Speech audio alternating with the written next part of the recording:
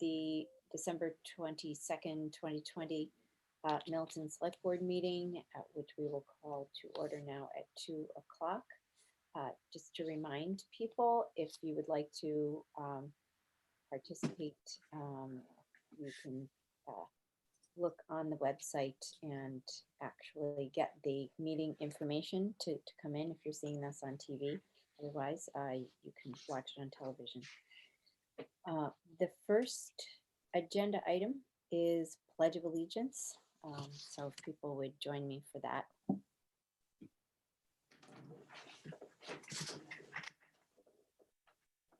I pledge allegiance. Pledge allegiance to the flag of the United States of America and to the and to the republic for which it stands, one nation, under God, indivisible, with liberty and justice for all.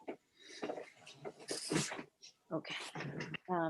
Then the first, actually the first real agenda item is the discussion regarding the Department of Public Utilities docket number 21-120. And actually, I didn't wait to see if Mr. Freitag was here, and he's not. I understand from emails, Mike, that he's going to be walking us through this. So yes, let me see where Mr. Freitag is. I just got off the phone with him moments ago. oh, he's there he is. here. Yep.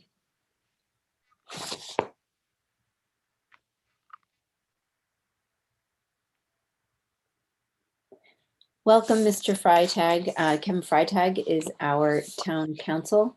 And while he's getting settled, I will introduce the board as well. Arthur Doyle, Michael Zulis, Katie Conlon, and Richard Wells, who's joining us on the phone because he's out volunteering at the moment. So he's not available on camera, but we appreciate him joining us from the road. Excellent. So, Mr. Freitag, we've just gotten to the agenda items related to the Department of Public Utilities docket number 20-120. And board would like to hear from you to help us walk through this. Absolutely. Good afternoon, Madam Chair. Kevin Freitag, the Office of Town Council. Good afternoon, Select Board members. The matter that is listed as item number 3 on the agenda relates to a petition that has recently been filed by Boston Gas doing business as National Grid to increase its gas distribution rates. It was filed recently at the Department of Public Utilities. As a result, the Department of Public Utilities opened a matter on it, and they set up a time period for parties to intervene in the first part of the proceeding, which is an evidentiary hearing that will take place at the Department of Public Utilities regarding the rate increases.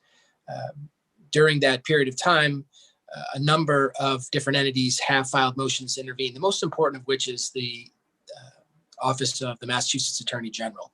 And they did so in a very significant way. They've actually already indicated in part how much sort of effort and cost they anticipate spending in this evidentiary portion of this matter, which exceeds $500,000, in fact. And so they're already into this pretty deeply.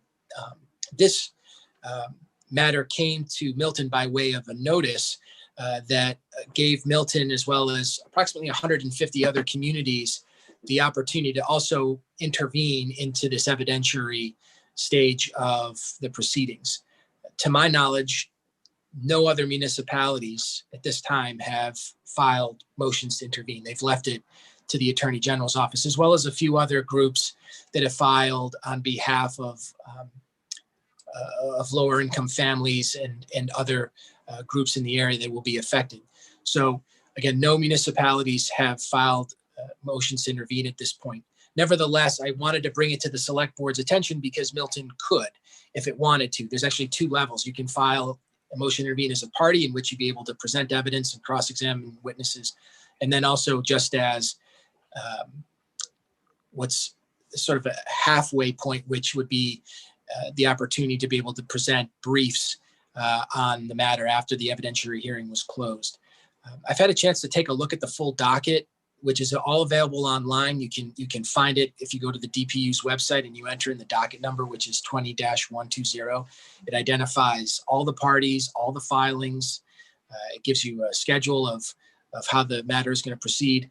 And I had a chance to take a look at that as well as discuss it with some other members of my office that have been involved in similar regulatory proceedings in the past. And our read on this was that it's probably not in Milton's best interest to get involved as a municipality in the evidentiary stage of this. No other municipalities have done it, and the subject matter is sort of incredibly complex and discrete, and it's something that the Attorney General's office, we think, is more than capable of handling, and will do so in a way that not only represents the other municipalities, but also Milton's interests as well. There's also in the notice, which you should all have, there is notice of opportunity for members of the public, including for this board, to participate at public hearings. There are actually 2 public hearings. They'll be held in January on the 26th and the 28th at 6 p.m. on the 26th and 10 a.m. on the 28th. Members of the public can attend those hearings. Select board members could attend those hearings if they wished. There's also an opportunity to provide written comments to the DPU as well, which Milton could do or Milton residents could do. And again, this is all open to the public by way of these public hearings. So it's my advice to the town that rather than get involved in sort of a party, becoming a party or entering the matter as an official party in that capacity, that the town not take that approach and instead sort of follow what the rest of the cities and towns around Boston are doing and sort of participate in it only as participants in the public hearing process, if that's something that the select board is interested in doing. There's some other interesting information in here that talks about what the anticipated rate increases will be for specifically. And I think if you look at the notice, I think the most relevant portion for Milton is going to be former Boston Gas customers. Apparently Boston Gas and Colonial Gas actually consolidated last year. They're still billing their customers separately, and they're all connected to National Grid. But in any event, the Boston Gas customers it's anticipated that if this rate increase is approved by DPU, which is the whole point of this whole process, the National Grid asks to increase their rates and then it's either approved or not approved. But if it is approved, the Boston Gas customers are likely to have an increase of $16.55 per year if they're using gas for non-heating purposes. So I assume for maybe just for cooking or some other uses at their homes. And for those that are using gas to heat their homes, it's expected that their bill increases, if the rate increase is permitted, that is being proposed by National Grid, would be something along the lines of $122 per year. I suspect that the AG's office is going to be diving into that estimate very deeply and trying to figure out whether or not that's accurate and what that's based on. So for all of those reasons, again, I think that probably the best course of action for Milton is not to file a motion to intervene as a party, but rather take some of these other approaches if it decides to do so at the public hearings.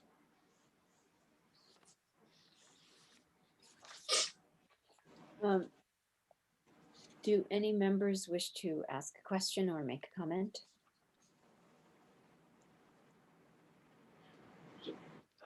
Yes, Mr. Zulus? So I do think it's important for the residents to know that what National Grid is seeking to do here is to raise their revenue by $220 million. And after a set off from some enhancement program, they're looking at an incremental increase in their revenue of 18.1%, and part of that will be from Milton residents. And so I guess the question to Kevin is, if we don't intervene, is there a mechanism for our residents and our residents' voices and our town's voice to be heard through the Attorney General's office? In other words, to contact the Attorney General's office with anything that we want to have presented on behalf of our residents.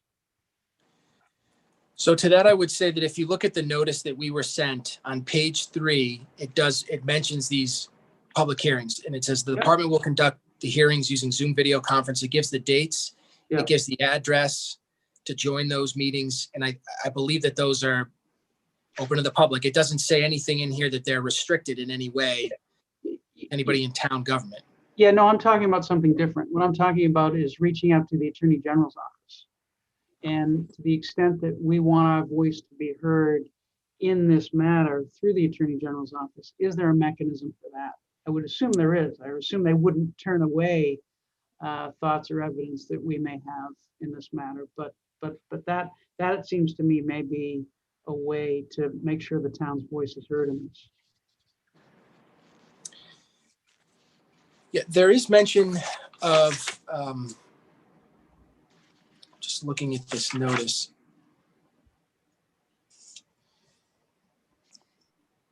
So the Attorney General's office has retained experts and consultants at this point. The town, it appears, does have the right to comment on those experts and consultants. I'm not so sure that at this point that's perhaps what we want to do, because you're talking more about specific evidence. What I'm talking about is outside the notice, Kevin, just Right. contacting the Attorney General's office and say, look, we think it's important to make X argument or look, we have evidence from a resident who really wants to be heard on this issue. And so, Right. so as long as we have a contact in the Attorney General's office, as long as we can make sure our voice is heard through that, then it seems to me we accomplished what we need to. Well, I know that there's been a specific assistant attorney general assigned to this matter. And if there are any specific things that the board wants to bring to his attention or that the town does, then I suppose that they could go through the board and then we could bring it to the attention of the AG's office that way. I think that's what we want to do. And like I said too, Mike, there's also further down in the notice, there is mentioned that and you're talking about going right to the AG's office, and I understand that, but there's also mention of the department is willing to accept comments on the company's position.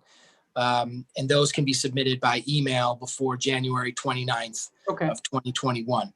So it sounds like there's quite a bit of opportunity here for members of the public to advocate on behalf of themselves or on behalf of other, ratepayers regarding these issues. So we may want to consider putting together some written comments prior to the 29th, and then if we have anything additional, we may want to do something after that. Sorry. No, that's great. Thank you. I was wondering, I haven't looked to see if this petition or this notice, I should say, has been put up on our website, because it would be good to get it out so that residents can comment if they like, maybe put it out on social media. And I was wondering, I thought maybe we should send a written comments in, and Mike, to your point, we may just like to copy the Attorney General's office on those, just to sort of kick things off. And then if we have something subsequent, then we could send those along, but it might be a good way to establish some contact. Do any other members? Yes, Ms. Conlon? Madam Chair, I think town council's advice makes sense, and the approach that you suggested regarding submitting written comments is the right one for the town to take. And to let the Attorney General be and not to file a separate appearance or anything in this case, but just to let the Attorney General handle this on behalf of all of the residents of the Commonwealth and submit our own written comments. Madam Chair. Yes, Mr. Wells. So I just want to stream, I've listened to this whole, I'm not sure what the comments would be right now, but I think I agree. The General Haley's already started to post some of this on social media, if any of you follow her. And town council's correct. She's taking a very aggressive stance in this, which doesn't surprise me. But perhaps maybe the smartest thing before we even write anything is maybe ask town council to just make contact, either if it's just an email with the assistant attorney general assigned to this, and ask him or her in that email, is there anything in particular from a specific town like ours that we can do to help assist you in moving this case forward before anyone even reaches us. And that might really kind of show that this assistant AG is formulating his or her strategy to take this on right now. I just think that might just be an easy thing. And I think it also kind of, to Michael Zulis's point, it kind of sends a signal that to the AG's office that even though we're not enjoining it, we're paying attention to this, and we are, appreciative of their efforts in this matter. That's great. Thank you. And I saw you writing that down, Mr. Freitag, so. Yes, I've actually already had email back and forth with the assistant AG that's on this case, so I'm happy to continue to converse with him and let him know that we're ready, willing, and able to assist in any way that we can. Thank you. So as far as drafting comments for this, who would be best, I guess, on staff to help us with that? And or would it really come through Murphy Hesse Toomey?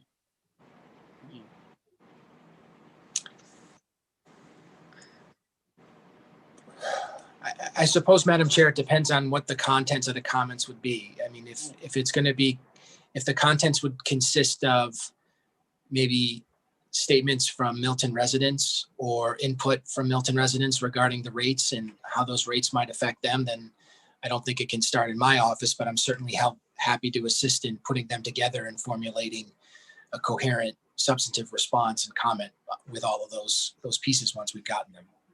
So it seems as if we would probably want to put this on a future agenda pretty quickly so that we could have people come in and.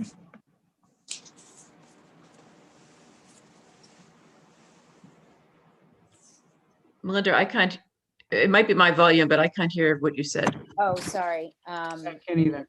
Sorry. Can you hear me now? Yes. Much better. Okay. I was saying we should probably put this on an agenda so that we can have people come in and give us feedback and give them an opportunity to send us written comments as well. And that could help kick us off on this. So, Sure. okay, thank you. Are there any other considerations on this item that we need to think about? No? Okay, great. Thank you so much, Mr. Freitag. It's very helpful. You're welcome. Actually, the only thing I might ask, Madam Chair, just to be clear, is that if it's the board's decision not to file a motion to intervene, I just want to be clear on that. Maybe should we take a vote? That probably makes sense. Yes, it's clear. It's clear to me, but I think we should enshrine it. I'll make a motion, Madam Chair, not to intervene in this case as is presented to us now by town council. I don't have anything to read, but if someone wants to Nope. add a word or two to that, I will accept that. I think that's sufficient. Thank you. Do I have a I'll second? second that. All those in favor, Ms. Conlon? Yes. Mr. Doyle? You're muted. Yes. Thank you. Mr. Wells? Yes. Mr. Zulus? Yes. Thank you.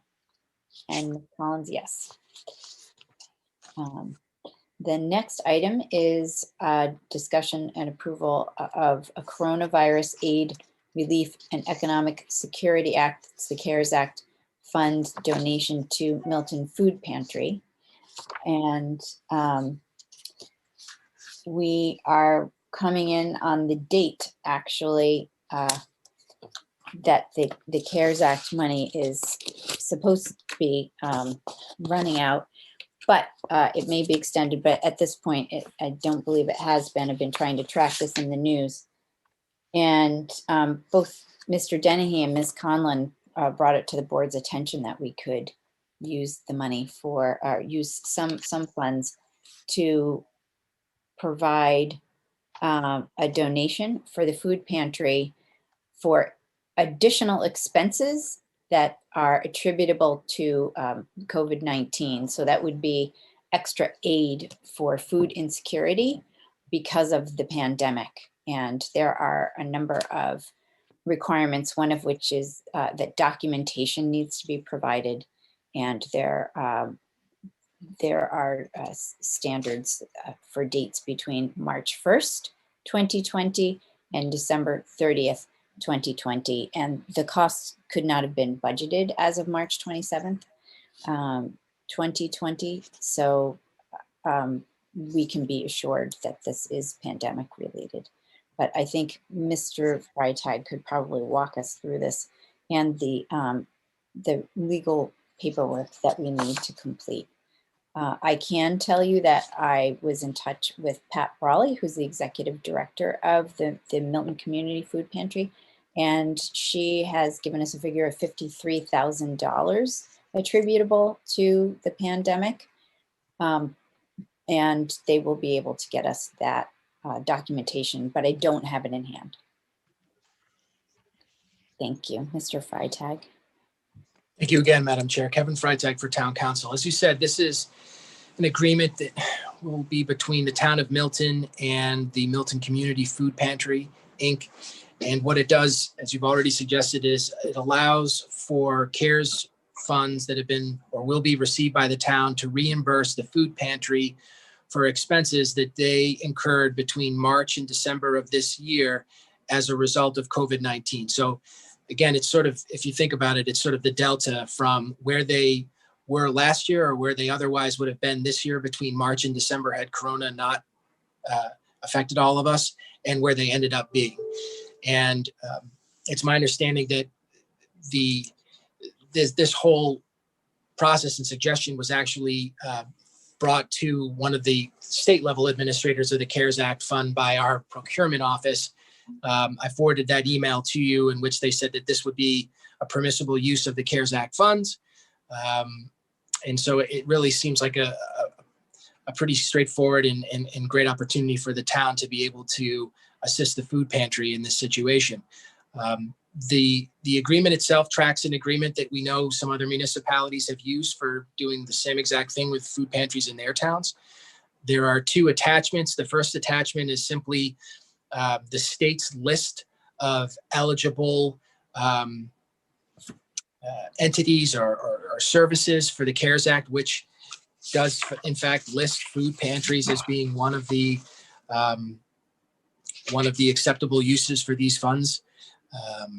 In fact, it says food banks or food pantries need tied to COVID-19, which just goes back to that earlier bit about having the food bank having to show that these expenses are over and above what they typically incur. They are related to COVID-19.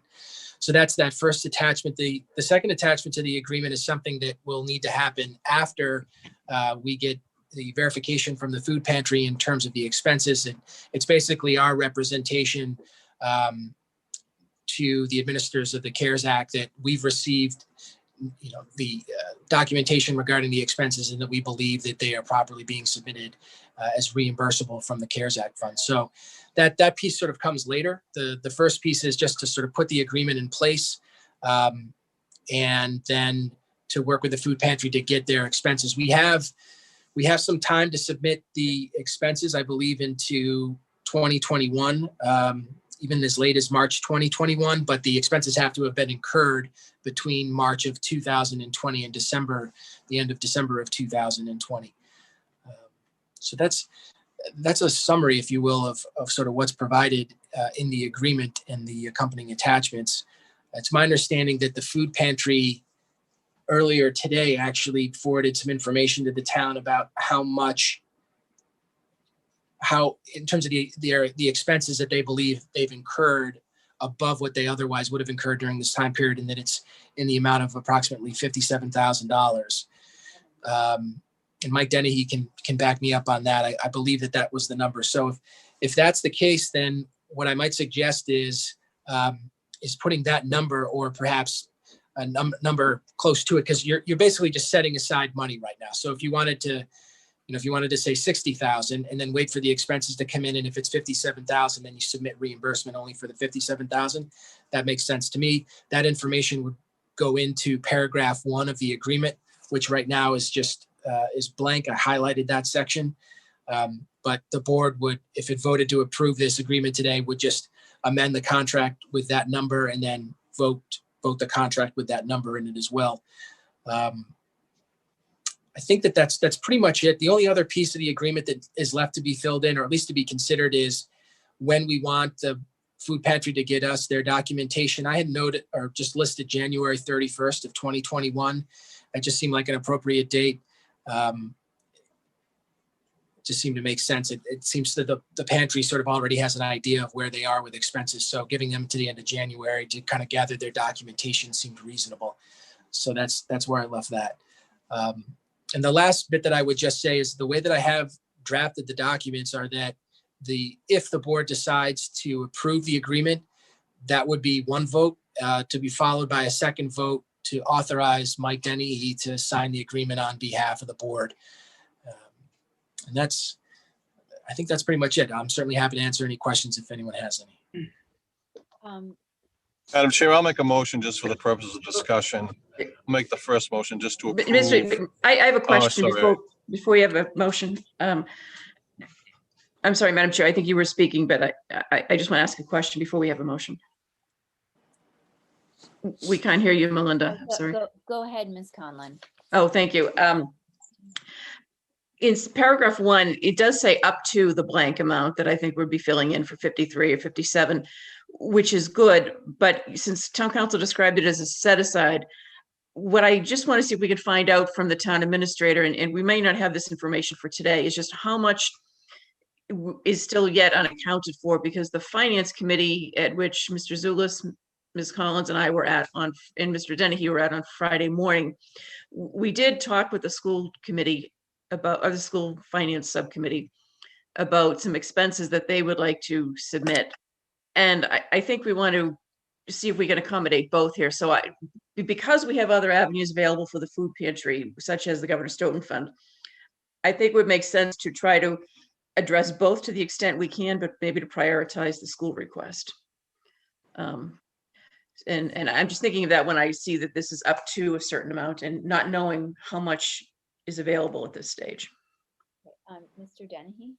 Certainly, great question, Madam Vice Chair. So I just reached out to Mike Kelly, our Chief Procurement Officer. So after the second filing, the town had $1.2 million of its $2.4 million CARES Act money available. This board last week ratified an amendment to the COVID testing contract with Fallon Ambulance Transformative Systems in the amount of $250,000. Couple that with the fact that Superintendent Jett sent along the paperwork after Friday's joint finance subcommittee meeting. That's roughly $100,000. So we're looking at approximately $800,000 left in the CARES Act. Understanding that, fingers crossed, that date will be extended. I did have a subsequent conversation with Bill Ritchie this morning. It's roughly $3,000 a month to clean all of our buildings. That will also dry up with the CARES money that's being funded that way. So just things to think about. But there is, I won't say a substantial balance, but there is approximately $800,000 remaining of the 2.4 million that we were allotted by the Commonwealth. And Madam Chair, just to follow up on that with the town administrator, that's good news that we have that amount left. I know that we had an issue, according to the former town accountant now, Amy Dexter, about we submitted some costs that we thought were going to be reimbursed, and then we had an issue with them not being fully reimbursed. Was that included in the 2 prior submissions that left us with the balance of 1.2 million? So we're not looking for this 800 or so, roughly $800,000. That wouldn't take up any costs that were kicked out the first time, and we might need to resubmit. Is that right?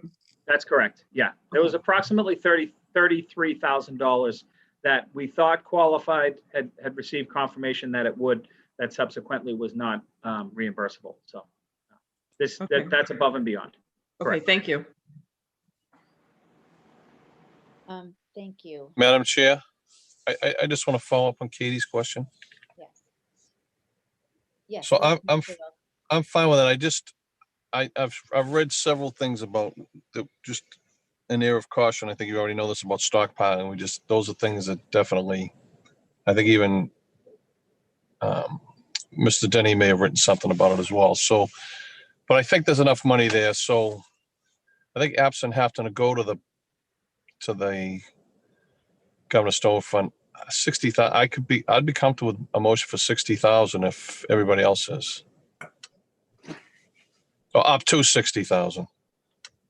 Okay, thank you. Yeah, I would be knowing that that's the balance.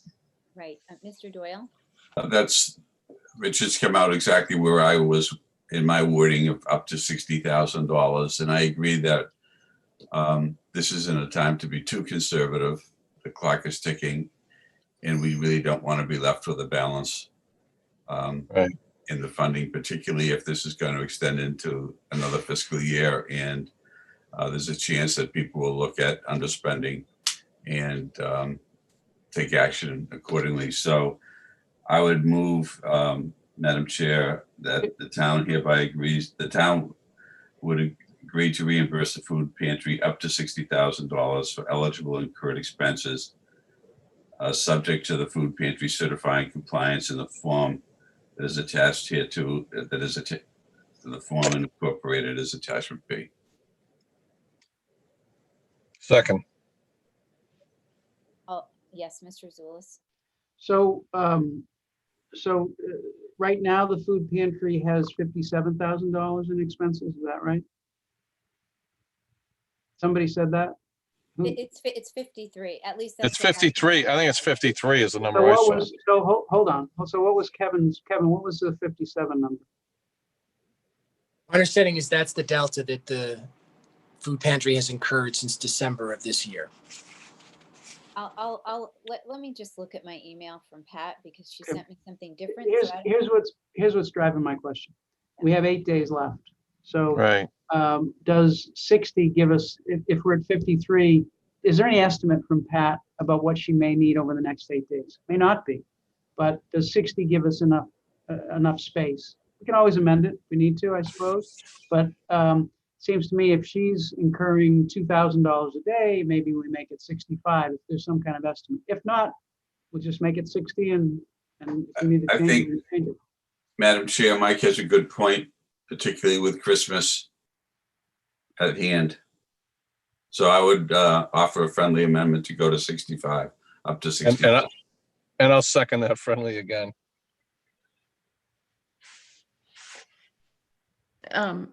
Madam Chair, I have no problem with that being the limit, but I think what we actually need the motion for is to approve the agreement and authorize the town administrator to sign it. That was the Maybe second. maybe we could vote on Arthur's motion, to, in Yes. terms of clarifying paragraph 1, and then take a motion and a vote on approving the agreement and authorizing Mr. Dennehy to sign it. Right. Would that And that's make what That's Kevin the- had advised. Yeah, you're right, Arthur. That's Katie. That's what, the second vote. Let's just vote and then you can make that motion and we'll vote again. Arthur, would you Madam make Chair. your motion again for the limit? And then we'll move on to the next, but I still haven't asked my question, but make your motion and then I'll ask my question. I thought he did.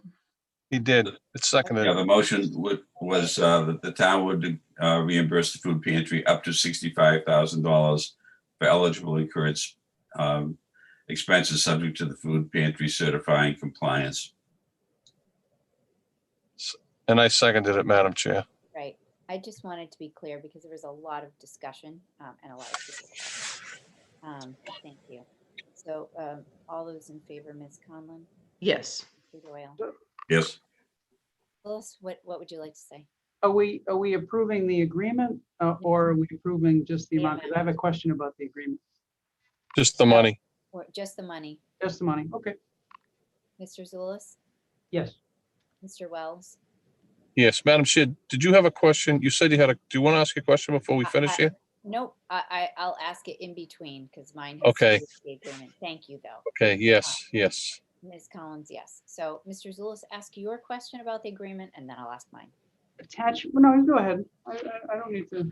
all Well, attachment B, the certification, it seems to require more authority and impose more obligations on the chair than is appropriate, it seems to me. So it seems to me that under our form of government, that certification is more appropriate for either the board en masse or for Yes. the town administrator. Right. And unless unless Kevin, there has to be one individual, and then the question is, can it be the town administrator? That's my question on the document. No, that's a great question. You're right. And what Mike is specifically talking about is it references an attachment B, a chief executive officer, which Right. Milton does not have. Right. And the town administrator's position is not a chief executive officer position. Those are different things under Massachusetts law. What I have done in the past with documents that ask for chief executive officer signature is to bring them to the full select board and have the full select board authorize them. If you wanted to, you could do the same thing we're doing today, whereby the board approves it and then authorizes the chair to sign on the board's behalf. That's fine, but that should be I think that should be a select board decision as well. And it also appears, I just wanted to note that attachment B, while referencing the agreement is needing to be completed, it seems that we also need at least one other document that's going to have to be sent to or submitted by the food pantry to certify that the expenses that they incurred were in addition to what they normally would have incurred. So I don't see that quite clearly contemplated in the current attachment B, but I will contact the state office on this and find out what they need. Ms. Conlon? Well, just on that point about Milton not having a chief executive officer, I mean, in other contexts, at least, the statute, we've always been under the impression that the statute, the Mass General laws refer to the select board as the chief executive officer, and sometimes we just have the chair sign as the chair of the board. But just for people watching, I don't want them to think we're, missing an officer title or something. That is the role of the board, to be the chief executive officer of the town. And I would be okay with the, with the chair, maybe, as, I'm Melinda Collins as chair of the select board, which is the chief executive officer of Milton, if we wanted to delegate it to the chair to sign. But I could go either way, whether the full board signs the certification or we delegate it to the chair after we have some discussion about it and a vote. Yes, Mr. Zulus. It's just there are obligations in there that should Yeah. be board obligations and town obligations, and not Melinda Collins as chief Right. executive obligations. She shouldn't be obligated to report quarterly or to No, coordinate with the, it should be the board I or the agree. town administrator. That's my point. I had that visceral reaction, actually, that goes along with reading about all these things that I don't really have control over. Yeah, so thank you. I appreciate that. So before the certification is changed, it would be good to know. I mean, if the whole board would like to sign, that's fine. I'm happy to sign if I'm given the authority, but I think the board should consider the material that's presented for certification, or at least receive staff's sort of certification of that certification, acceptance of the certification. Just a suggestion, perhaps you could sign on behalf of the board, but we're uses the pronoun I. Maybe we say either the town or the Yeah. board, Mhm. rather than Yeah. impose the obligation on you. That's what I'm concerned about. Right. I like that. The references to authority, the board has the authority, the town has the authority. That's probably the board has the authority. Right. And then the town. Great. Got it. So I have a question, Madam Chair, for purposes of voting today, because it would seem to make sense to get this agreement in place today if we can. Can we just agree that Exhibit B would be revised along those lines? And that way, if we approve this agreement and authorize the town administrator to sign it, we can have an updated Exhibit B from town council attached to it. Yes, I think that works for me. Is that for the rest of the board? Mhm. Yes. Okay. And that was the thing that was making me uneasy, which was my question. But in thinking about number 2, the date on or before which that they need to provide their detail. I was just wondering if I would think that's plenty of time, but in case it isn't, they could just come back to us and say, could we have a little more time? And then we would alter the agreement, or does that work? Well, do we need to submit by January 31st? Does the town need to submit by January 31st? No, No, I thought it was January 29th for some strange reason, which, In other words, my only thought is if we need to submit by the 29th or the 30th, we may want to require them to get their materials to us by the 15th. So we have time. Yeah, this is very confusing because I thought that we had to put in for our reimbursement by January 29th. And then, but they're saying that we don't need our documentation for this until March. So I've been a little confused by that, but I may have the dates mixed up. Madam Chair, Yes. it sounded as though the food pantry has a pretty good handle on the number at this point, so they may not need very much time. Okay. We may be better off going with the date of January 15th or even January 10th, some date in early January, so that we make sure that we're allowing the town enough time. Right. I like the idea of January 15th. If that, Mr. Dennehy, do you think that will work for Michael Kelly? Is he the one submitting these now? Yes, yeah, Okay. that will work. We do have a coordination meeting tomorrow scheduled, just to bring everybody up to speed as to where everything stands. But yeah, that would be That would work. plenty of time. Okay, thank you. Okay, thank you. Great. Okay, so now we can have the next motion. I'll move that we approve the Coronavirus Relief Act Municipal Program Sub-Grant Agreement between the Town of Milton and the Milton Community Food Pantry, Inc., as amended at this meeting, and to authorize the town administrator to sign the agreement on behalf of the board. Second. Thank you. All those in favor, Ms. Conlon? Yes. Mr. Doyle? You're muted. Yes. Mr. Wells? Yes. Mr. Zulus? Yes. Ms. Collins, yes. Thank you. And thank you so much, Mr. Freitag, for working on this for us. We really appreciate it. You're welcome. And thank you to the chair for all of the follow-up at the food pantry. Oh, no, it's a privilege to have such a wonderful organization in town. And let's see, so our next item is the proposed timeline for the annual town meeting warrant. And I know we've been talking about the date and the need to be flexible because, as Mr. Dennehy has pointed out, we're still a bit in the dark. It's a little early to figure out what exactly the legislature will be able to put together and on what timeline.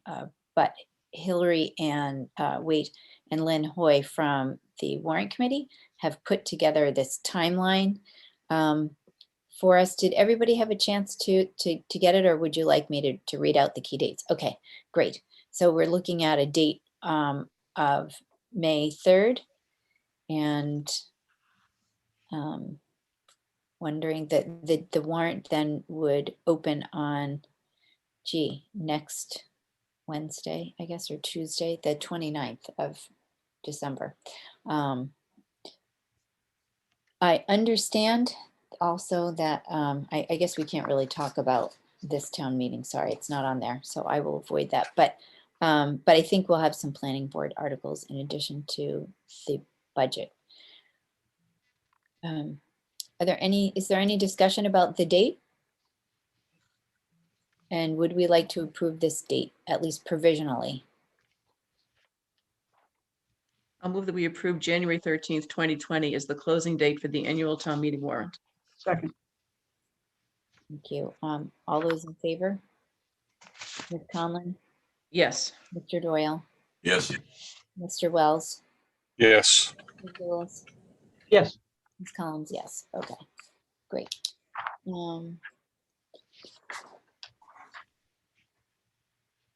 And now, we would like to say, first of all, thank you to Mr. Dennehy. Our next agenda item is his salary adjustment for FY 2021, which of course covers the period from July 1st, 2020 through June 30th, 2021. And this is a 2% increase. And again, I'd just like to say thank you on behalf of the board for your work. And if someone would like to make the motion. I'll make a motion to approve that 2% increase effective January 1st, 2020 for the town administrator. It's actually July. July. July, Okay. July, Thank you, but I'm it's- sorry, July 1st. He'd get a little extra money if you kicked it back to January 1st. Did I say January? Did I say January? You I thought you did. said January 1st of 2020. 2021. Okay, Yeah. I thought you were not, I thought it was the Oh other my effect. I think he said God, January I'm 1st, dizzy. 2020. He was going to give Mike 6 extra months. Oh, I thought he was giving him 6 less. All right. I did too. I thought Mike was going to jump up on that one. Sorry, Michael and Michael. Um, I had Has there July in been a my second? head. Did anyone second? If not, I'll second. Second, okay. Thank you. Okay, you did. All those in favor, Ms. Conlon, Yes. Mr. Doyle, Yes. Mr. Wells, Yes. Mr. Zulus, Yes. Ms. Collins, yes. Thank you. So our, oh, yeah, thank you. And let's see, our next one is to confirm future meeting dates, December 29th and January 13th. Anything else? The 29th did, oh, sorry, go ahead, Kate. No, go ahead, Mike. I was gonna say, there's the 29th, did we, I can't remember, do we think of that as a full meeting, full blown? No, we hadn't talked about it as a full blown. I mean, there are a number of items on it, which Okay. here I just need to. There's my big I will- desk. It's actually the floor. Sorry. Right. No, wrong one. There are a few agenda items, but it's not going to be a full blown meeting. It's another 2 o'clock meeting. Oh, okay. Right. It's another 2 o'clock meeting, and Can we serve lunch at one of these meetings? I'm only kidding. Round bag lunch, Richard. that's I'll, right. I'll take it, Katie. I'm used to them now these days. Okay. And Madam Chair, just while we're on the future meeting dates, since we're posting the finance meetings as the full select board, the school committee asked us to change the date from the 14th until the 7th of January. At oh, 6 p.m. now. We had an email this morning from Sheila Varela asking for January 7th instead. So that'll be the date for the finance meeting. It'll be evening rather than morning, and it'll be a joint meeting with the schools. Assuming we can all make that date and time. right. Okay. Well, I think it's really the finance committee and that. But I should be able to be there. Okay, very good. Future agenda items. Are there items that people have that maybe aren't on? I was going to try to put the budget committee on the next one. That should be fairly quick. And since I erroneously left it off the last one, I thought we should try to move it up. Okay, thank you very Madam much. Chair, Yes, Mr. Doyle. I don't know that this is the appropriate time, but we have established as one of our objectives communications and improving communications. And we had a discussion earlier today relative to the utilities and how that would be communicated within the community, just as a snapshot on what seems to be an apparent issue of communications. And I've been doing some homework around and about on this relative to what other communities are doing.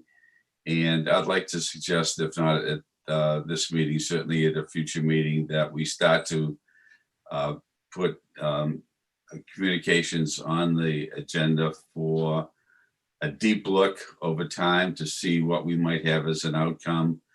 I'm very impressed by what I see in some of the other communities that have public information officers, and wonder if we shouldn't be looking at something in that direction. Not that we would need a position per se, but it could be something that would be combined with another new position.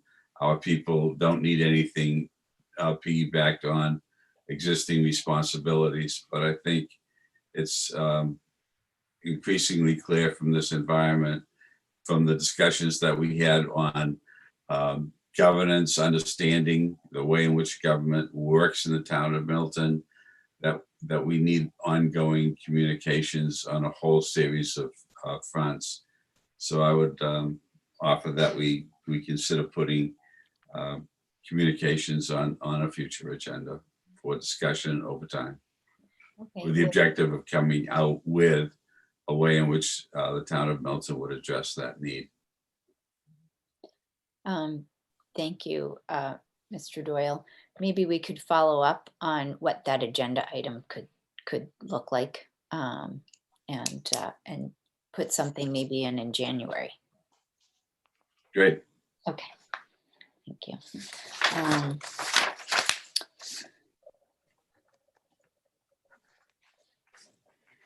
All right. At this time, I move to enter executive session pursuant to Mass General Laws, Chapter 30A, Section 21, subsection A, subsection 6, sometimes known as Purpose 6, to consider the purchase, exchange, lease, or value of real property, specifically parcels abutting 432 Adams Street, based on my belief that having such discussion in open session may have a detrimental effect on the negotiating position of this body, the select board, and not to return to open session, pardon me, to adjourn. May I have a second?